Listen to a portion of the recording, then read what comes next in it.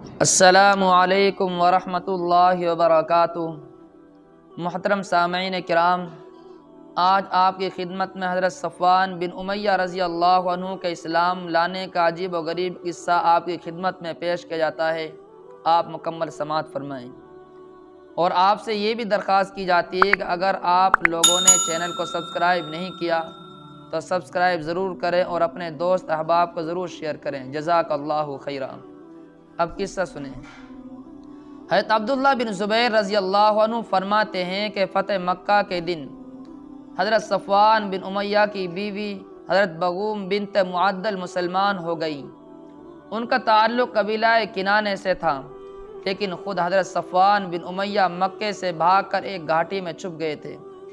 ان کے ساتھ صرف ان کا غلام یسار ہی تھا۔ اس کو انہوں نے کہا، تیرا ناس ہو، دیکھو کون آ رہا ہے۔ اس نے کہا، یہ عمیر بن وہب آ رہے ہیں۔ حضرت صفوان نے کہا، میں عمیر کے ساتھ کیا کروں؟ اللہ کی قسم، یہ تو مجھے قتل کرنے کے ارادے سے ہی آ رہے ہیں۔ انہوں نے تو میرے خلاف محمد علیہ السلام کی مدد کی ہے۔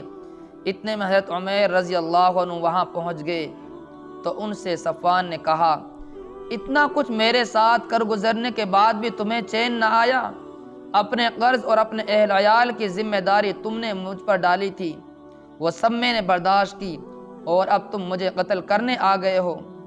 حضرت عمیر رضی اللہ عنہ نے کہا، اے ابو وہب، یہ حضرت صفوان کی کنیت ہے، میں تم پر قربان ہوں۔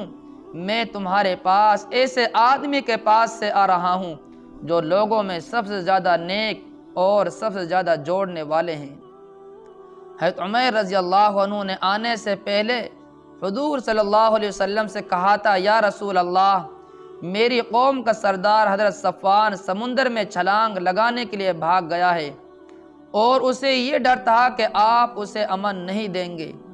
میرے ماں باپ آپ پر قربان ہوں، آپ اسے امن دے دیں۔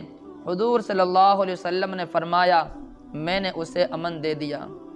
چنانچہ یہ ان کی تلاش میں چل پڑے اور صفوان سے کہا، رسول اللہ صلی اللہ علیہ وسلم تمہیں امن دے چکے ہیں۔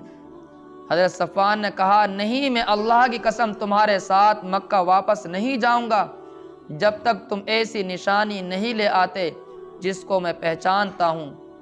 چنانچہ حضرت عمیر رضی اللہ عنہ نے واپس جا کر حضور صلی اللہ علیہ وسلم سے کسی نشانی کے دینے کی درخواست کی۔ حضور صلی اللہ علیہ وسلم نے فرمایا، لو میری پگڑی لے جاؤ۔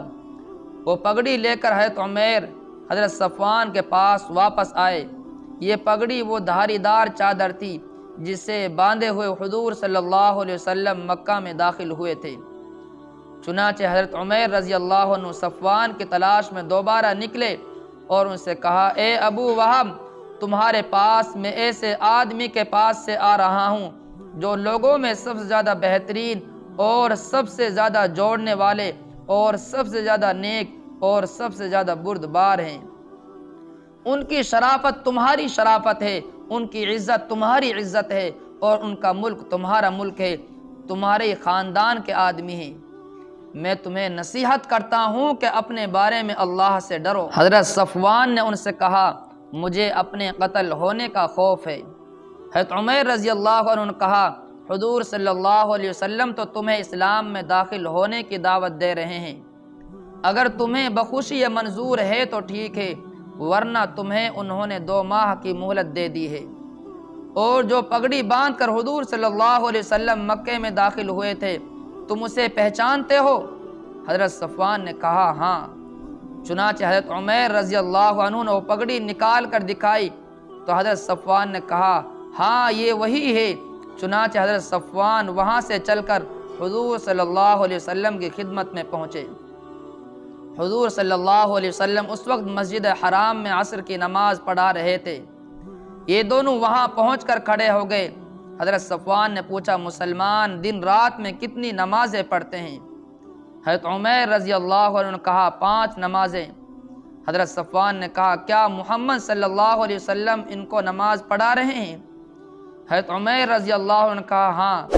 جو ہی حضور صلی اللہ علیہ وسلم نے نماز سے سلام پھیرا، حضرت صفوان نے بلند آواز سے کہا، اے محمد، عمیر بن وہب میرے پاس آپ کی پگڑی لے کر آئے ہیں اور یہ کہتے ہیں کہ آپ نے مجھے اپنے پاس بلایا ہے کہ میں اسلام میں داخلے پر راضی ہو جاؤں تو ٹھیک ہے، ورنہ آپ نے مجھے 2 ماہ کی مہلت دے دی ہے۔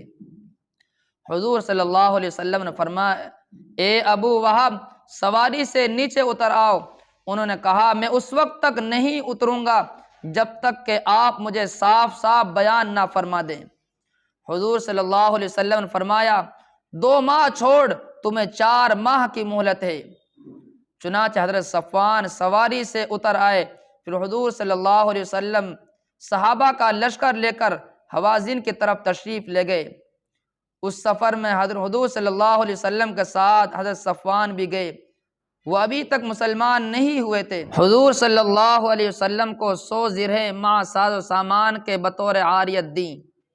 انہوں نے کہا، آپ مجھ سے یہ درہم میری خوشی سے لینا چاہتے ہیں یا زبردستی؟ حضور صلی اللہ علیہ وسلم نے فرمایا، ہم بطور رعایت کے لینا چاہتے ہیں جو واپس کر دیں گے۔ چنانچہ انہوں نے وہ درہم عاریتاً دے دی۔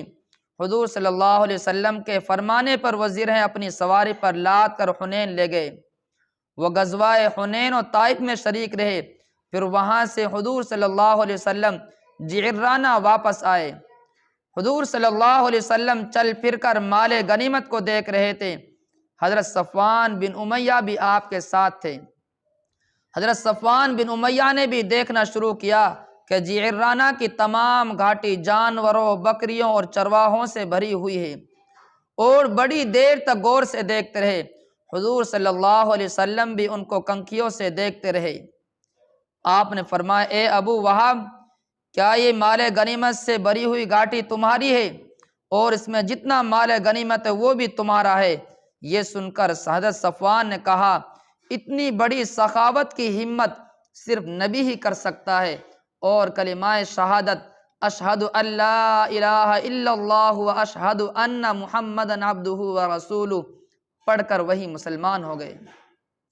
حضرت صفوان بن امیہ رضی اللہ عنہ فرماتے ہیں، حضور صلی اللہ علیہ وسلم نے ان سے زرہیں غزوہ حنین کے دن بطور عاریت کے طلب فرمائی۔ انہوں نے کہا، اے محمد، کیا آپ چھین کر لینا چاہتے ہیں؟ آپ نے فرمایا، نہیں، میں تو بطور عاریت کے اپنی ذمہ داری پر لینا چاہتا ہوں، اگر ضائع ہوں گی تو ان کا تاوان دوں گا۔ چنانچہ کچھ زرہیں ضائع ہو گئی۔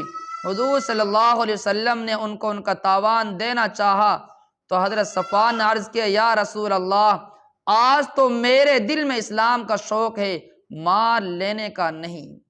اللہ تعالی ہمارے اندر بھی وہ قربانی کا جذبہ و شوق نصیب فرمائے۔ اللہ تعالی عمل کرنے کی توفیق عطا فرمائے۔